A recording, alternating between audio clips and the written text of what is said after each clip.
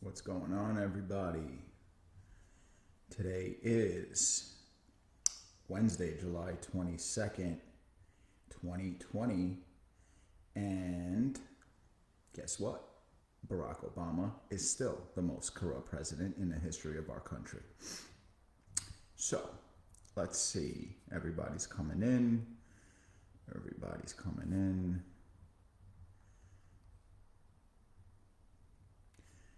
And I have a lot to get to today. So, this is My Political Truth, and my name is Gerry Tomchinsky. I want to welcome everybody here. It is 7:45 on the dot, which usually never happens. So, let's just wait for a couple of people to come on, and we will be moving right along. Hope everybody had a good day today. Hi, Mom. Welcome.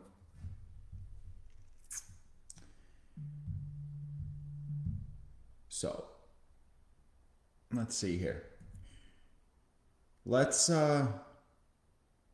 since I got so much to talk about, let's start with Joe Biden. And it has finally become public that the wonderful Democratic candidate for president, Joe Biden, is under criminal investigation in the Ukraine. Now, I promise you, you're not going to see this on any media outlet. The only media outlet that carried this, because they have absolutely no left-wing or Democratic affiliation, is OAN, One American News. Fox didn't even cover this. I don't expect Fox to crap on Joe Biden quite as much as the other networks. And when I say crap, I mean speak the truth about this incompetent Momo. If you guys don't know, let me give you a little bit of a little background on Fox. So, Fox was originally run by Roger Ailes, and he left his sons in charge of Fox News, and they are liberal leaning. I don't imagine that they're going to take the channel and switch it right away to being a liberal rag, but that's coming. Anyway, so I don't know if you guys have been following this this thing with Joe Biden. Up until yesterday, when they released his name, he was referred to as an unnamed top American official. Now, anybody with half a brain knew that this was Joe Biden. And I'll explain as I keep going deeper into this. So, a Ukrainian court ordered for Joe Biden to be formally listed in this criminal case. And I say formally because, like I said before, he was described as this unidentified high-ranking American official, I should say. So, the crime that he is involved in is the alleged firing of former Prosecutor General of the Ukraine, Viktor Shokin, in exchange for dropping an investigation into Joe Biden's son, Hunter Biden, and the company for which he was a board member of, Burisma Oil. Now, this was a complete sham from the beginning. And when I say this, I mean the fact that Hunter Biden got a board seat on Burisma Oil in the Ukraine. A, he knows nothing about oil, energy, and the like. B, he doesn't speak a word of Ukrainian or Russian. Last I checked, the man can barely speak English. And yeah, I mean his son. The nut definitely did not fall far from the tree on that one with the two of them. My God. So Viktor Shokin, he formally called for this investigation into his firing back in February of this year. He claimed that the Ukrainian government at the time relieved him of the position of prosecutor general in exchange for $1 billion in loan guarantees promised by Biden. And this was captured on video. He basically said, hey, I said to the Ukrainian president that if you don't fire Viktor Shokin by the time I leave Ukraine, this is all Joe Biden saying, and you could look this video up, it's everywhere. If you don't fire Viktor Shokin by the time that I leave Ukraine, you're not getting the $1 billion. They said back to him, is President Obama on board with that? He said, well, you can call President Obama and he'll tell you the same thing I just told you. And these mutts want to talk about quid pro quo. Really? Really? This is a bribe, a quid pro quo that Biden himself admitted on video. On video. And I'm sure you can find the audio of it anywhere. Can you imagine if President Trump was actually on video saying something like this? The man has been vilified for straight allegations. And when I say this man, I mean President Trump has been vilified because of allegations. Nothing that he was accused of was ever proven to be true. You guys remember the Russia hoax? You remember this Ukrainian quid pro quo nonsense when it was really Biden that was doing the quid pro quo. I mean,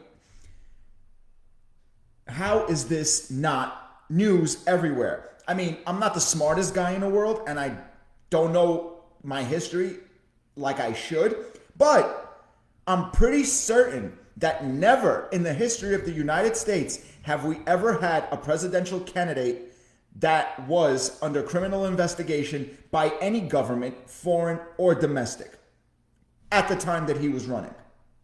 Now, anybody that's in here, if you guys can correct me, if there's been another presidential candidate in the 200 plus years that we have had presidents in this country, if there's ever been a presidential candidate that has been under criminal investigation while running for president, please let me know, because I think this is definitely a first.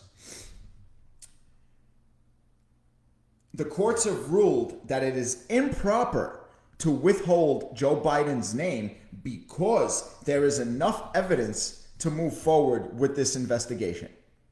So, it's no longer an unidentified high-ranking American official. It's no longer the secret scumbag. We know it's Joe Biden. Everybody now knows it's Joe Biden. If he can still be allowed to run for president while being under criminal investigation, sorry, I don't want to hear a goddamn thing about President Trump ever again. Ever again. This is a new level of hypocrisy. This is a new level of garbage coming from the left. The fact that none of these channels, not CNN, not MSLSD, not Fox, not Newsmax, nobody will talk about it except for One American News. I wonder why. Good freaking Lord. I mean, other countries right now are looking at us and laughing at us for what we got going on here. It is completely unacceptable. It's completely ridiculous. He's an embarrassment. The entire Democratic Party is an embarrassment. Let me give you another example of Democratic hypocrisy. So AOC, she tweeted something out that was completely ridiculous. She does this on a daily basis. But anyway, there was a Republican senator that lost his patience with her And I guess he said a couple of things that were out of line and insulting. And she actually has the nerve to demand his apology. Are you kidding? Are you kidding? Apologize to who? To you, AOC? Like you've earned any sort of respect, A, from your colleagues. How could they even call you a colleague? You're not on their level. You're not on my level. You're not on my dog's level. Luna's smarter than you are. I mean, that goes without saying. That goes without saying. I mean, she's ridiculous. She wants an apology from a guy that called it like it is. She's a waste of space, a waste of oxygen, and a waste of life, and a waste of a freaking Congress seat. She has absolutely no business in Congress, in the House. Let's move on to our next favorite topic, Chicago violence. And I laugh because it's not that it's funny what's going on there. The reactions that we're getting from the Democrats that run these cities are hilarious. 14 people shot outside of a funeral yesterday. And 14 people outside of a funeral. Now wait, it gets better. There were cops stationed outside. This is how little respect the criminals of Chicago have for their PD. They know that the cops are sitting outside. They had a tactical unit around the corner, and they still rolled up in their stolen Chevy Impala, typical, and blasted off rounds openly to a group of people. And this was a viewing, a wake, whatever you want to call it, for a gang member that was killed the day before. Are you following me here? And that wasn't the only violence in Chicago yesterday. We have yet another child. A 3-year-old girl was struck in the head at a separate shooting incident yesterday in Chicago. And when President Trump offers to bring in federal agents and troops to help what's going on in Chicago, you get answers from that Beetlejuice-looking mayor, Lori Lightfoot, saying President Trump is turning... No, she didn't give him the respect of calling him president. She said Trump is turning America into a military dictatorship by sending in federal agents and troops and taking people off the streets. You mean the people that are burning your goddamn city down, Lori? Those people? She's saying how what President Trump is doing is unconstitutional. This coming from the same degenerate that despises our Constitution, that despises our country, and that despises our way of life. So, let me clarify this for everybody. The Democrats can use our Constitution as an excuse, as a crybaby measure when it fits their freaking narrative. But they want to go in, if they get elected, to a high office and completely tear up and change this Constitution. Well, you can't have it both ways. It's either you support the Constitution or you don't. You can't use it for your own personal benefit when it fits your freaking narrative.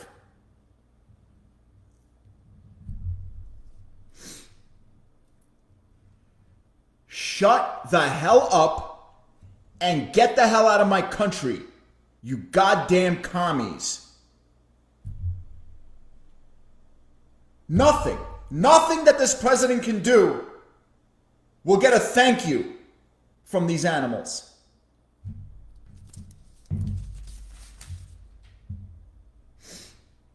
Portland Mayor Ted Wheeler and Oregon Governor Kate Brown are publicly fighting the help that President Trump is sending in, saying that federal agents don't have the right to be there. Were you guys watching that the presser yesterday, again, with Kayleigh McEnany And that the journalist that asked her the question, well, does the federal government have the right to be in these cities? And she shredded the hell out of him. She is prepared for these idiots. Listen, you half bright journalists out there, listen to me. And I'm not a journalist, and I say this on a regular basis. Never took a journalism class in my life. But the one thing I do know about journalism is never ask a question you don't know the answer to. My God, did she rip this prick. She completely annihilated him. She not only called out the section of the Constitution that it was in, she called out the line, the paragraph, and before you other imbeciles, Democratic imbeciles come in and say that, yeah, the president doesn't have the right. Well, yeah, he does have the right to send in federal troops and federal agents when federal buildings are being threatened. I want to talk about this real quick. So I'm watching the news and they're showing Portland and what's going on there. Listen to what these geniuses are doing. They show it, one of these idiots, the protesters, I mean, standing by the court building, one of the court buildings there, and trying to light it on fire.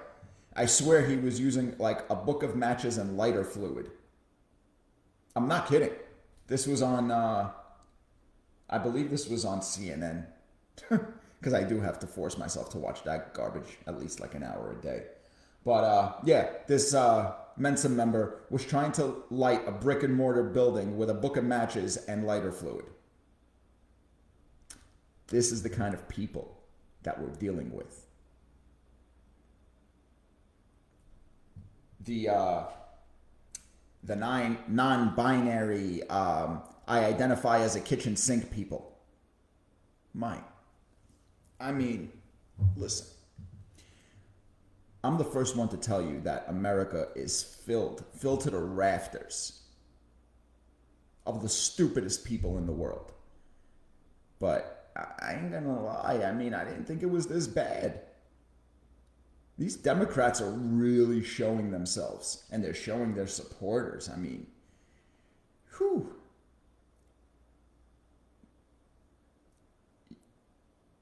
We all got problems if they manage to rig this election and get any Democrat into the Oval Office. And the more days go by, the more I'm starting to believe more and more that it's not going to be Biden, especially now with these charges. There has to be pressure put on the DNC because it's unacceptable to have a president that's on a presidential candidate that's under criminal investigation. And this throws a huge monkey wrench into the DNC because Joe Biden was the perfect puppet. He didn't know if he's coming or going, has no clue what office he's running for, can barely read a freaking teleprompter. So this was the perfect candidate for Sanders and AOC and Rashida Tlaib and Ilhan Omar and Jamal Brown, for all them to control. Now, if this becomes a thing, which it absolutely should, I repeat again, this should become a thing immediately. This should be blown up on every channel, on everybody's page, on every platform of social media possible. No exceptions. No exceptions at all. U.S., as of today, this just, I saw this about 5 minutes before I came on. The United States ordered the Chinese to close their consulate in Houston after it was revealed yesterday that 2 Chinese nationals have been hacking U.S. intellectual properties since 2009. What I mean by intellectual properties means white-collar crime. They've been hacking our computer system. They've been hacking as recently as getting ideas for the vaccine. You know, the vaccine that they started, the China virus. So the United States ordered China to close that consulate after they saw smoke coming from the building. The building wasn't on fire. I mean, I haven't always been this, I guess, pro law and order. I guess I've fractured an occasional law in my youth. And if there's smoke coming from a building, but there's no fire, they're burning evidence. They are burning evidence. And this is the same China that the Obama-Biden administration gave our country piece by piece to. The same China that Joe Biden came out at the beginning of his campaign and said, oh, China is not a threat to us. China is the most populous country in the world. They have more people than any other country, including India. And India has like something, almost 2 billion. And China has more than that. How can this idiot think that a country the size of China's, with the economy that China has, with the production that they have, with the work ethic that their people have, isn't a threat to us? They've been stealing American jobs. They've been stealing American intelligence for a very long time. For a very long time. At the very least for 12 years. 2008, when Mr. Hope and Change came into office and did absolutely nothing but break the law for 8 years. I'll be honest with you, and I was no fan of Clinton. You could ask anybody. I was no fan of Slick Willie. But I would have taken Bill Clinton over today's Democrats in a freaking heartbeat. Biggest law he broke was, lying about what he lied about. If Bill Clinton would have came out and said, hey, yeah, I did what I did, but look at my wife, what would you do? Hillary don't like him. Hillary don't like nobody. Unless there's money involved for her. I'm surprised she hasn't suicided Bill yet. I mean, come on, with the Clintons. They are the biggest organized crime family in the world, by far. By far. It's the Clinton crime family all day long. And that's what it is. And the fact that people can't come to that realization and don't agree with that is beyond me. Moving right along. The NFL, the other cowards in this country, the other cowardly group in this country, they have made it mandatory to wear masks at all of their games. So what the NFL has done to this point, it wasn't a problem for anybody, right? The fact that they gave in to BLM, that they don't give a crap about our flag, that after Roger Goodell standing his ground against that scumbag Colin Kaepernick for years, has given into all of it, saying that he encourages now people to bow. Listen, I'm a New York Giants fan. I'm a football fan. But if this is the kind of NFL they're going to roll out there, sorry, I don't need to watch sports. And that was just proven to me in the last 6 months here, the last 5 months here. We haven't had sports since the end of February. Okay, I survived. Until these sports organizations get their act together, and I mean the NFL, the NBA, Major League Baseball. The NBA is starting their little league in Orlando here, and they put the Black Lives Matter logo prominently on the basketball court. Boycott the NBA. Okay, Major League Baseball. Last week there was an exhibition game with the San Francisco Giants. Not last week, I'm sorry. This was Monday. Exhibition game featuring the San Francisco Giants.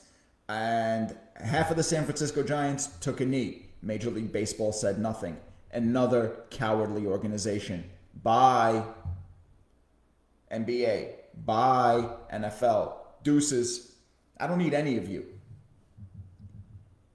If it's so easy for these organizations to desecrate our country, to insult our troops, our vets that have bled and fought and have died for the flag,